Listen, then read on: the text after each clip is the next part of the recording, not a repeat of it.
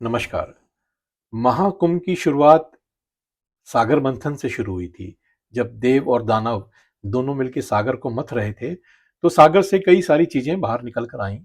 बहुत सारी अद्भुत चीजें थीं। उनमें से एक था अमृत कलश। अमृत कलश के अधिकार के लिए देवों और दानवों में महासंग्राम हुआ और इस दौरान अमृत से कुछ बूंदें छलककर धरती पर आ गिरी। अब जहां जहां ये अमृत की बूंदें आकर गिरी, वहां वहां पर महाकुंभ का आयोजन होता है। इस बार प्रयागराज में था। प्रयागराज, जिसकी कुल आबादी 60 लाख की है, इन 45 दिनों में 60 करोड़ लोगों ने पवित्र संगम में स्नान किया। प्रयागराज भारत का एक सांस्कृतिक शहर है। कहते हैं यहां पर 80,000 ऋषि मुनियों ने विश्व का प्रथम यज्ञ किया था, इसीलिए इसका नाम प्रयाग पड़ा। प्रयाग यानी प्रथम यज्ञ।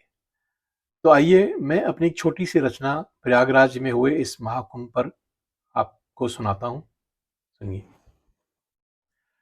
प्रथम यज्ञ की धरती पर था महाकुंभ का अवसर, तो मैं ये सोचकर अपने घर से चला था कि जो कुछ अधर्म अब तक संचय किया था, मैं उनका विसर्जन जाके संगम में कर दूं और पवित्र गंग में 3 डुबकी लगाकर थोड़ा सही पुण्य मासे में भर लूं। तो आसान नहीं था गंगा जमुना सरस्वती के पवित्र संगम में नहाना। वो अमृत की बूंदें जो गिरी थी छलक के, उन अमृत की बूंदों का रसपान करना अलौकिक जुनून था। संगम में आस्था की डुबकी लगाने, सारे पाप धोने, जरा पुण्य कमाने, गंगा को अपने अंजुरी में उठाकर सूरज को जल का तर्पण कराने, श्रद्धा के धारे तिलक मुंडी मुंड थे, चारों तरफ बस झुंड ही झुंड थे। जुनून था ये मुक्ति की पाने की आशा, श्रद्धा के डुबकी से तर जाने की अभिलाषा, और भक्ति थी गुनगुनाते विचरते किसी रमते जोगी की, और तपस्या थी हठी एक योगी की। और मैं साक्षी था